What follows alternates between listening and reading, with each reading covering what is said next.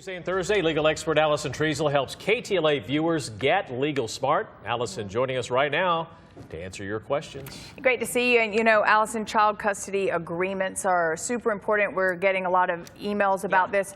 We picked Juan Rodriguez, and we're going to show you his email and what he's asking here, saying, my children are falling through the cracks in this very complex system, and I don't know what to do. Please, can you help?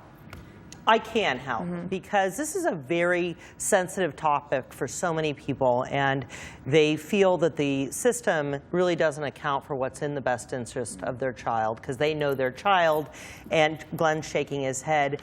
But they have to remember that the laws here are based in what is the best interest of your child, and you really have to advocate. You do have a right, if you don't agree with the custody arrangement, you have a right to go back into court and speak to a mediator, and there's some great online research and resources for you. But in cases where it's very difficult and it's very contentious, that's when I say you really do need to have a lawyer.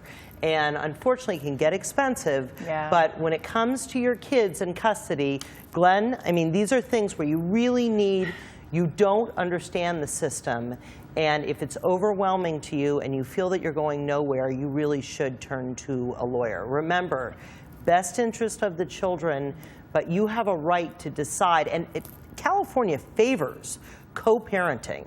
They want both parents to be involved in parenting decisions. And so you need to have your voice heard, go to a mediator, go to those online resources. If that doesn't work, hire an attorney. Are some of the mediators free? Yes, they are.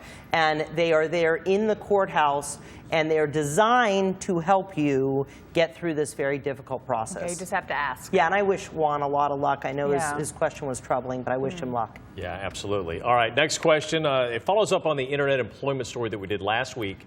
Deborah asked, is there a legal way to have something removed from the internet that was over 25 years ago? Something happened to me over 25 years ago, and it was a mistake, and that is still online when my name is searched.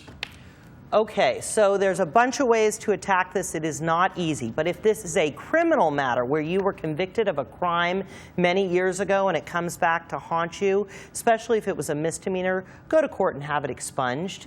That's very important. It doesn't cost a lot of money to do, but go ahead and get it expunged. Even if it was a felony, the laws have changed so much, so the crime that once was a felony may now be a misdemeanor, and you may be able to get that expunged.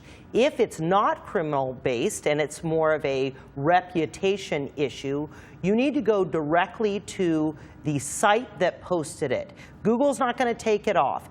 And they really don't have a duty to remove it. There's things that may be defamatory, but they don't have a duty to remove it. Call them up and ask them nicely, please, help me out. I need this off. There are online resources. There's a Delete Me. Google has something that can help you have these removed. But it's very important, don't post things that will come back to haunt you in the first place. This is what we talked about last week.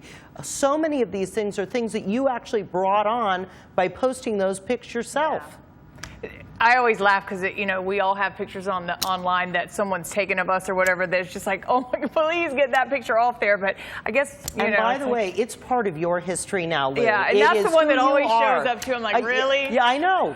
So when someone snaps a photo of you, you say, can I take a look at what you're about to post, please? Yeah. Painful. Yeah. Well, I didn't know, but it's all good.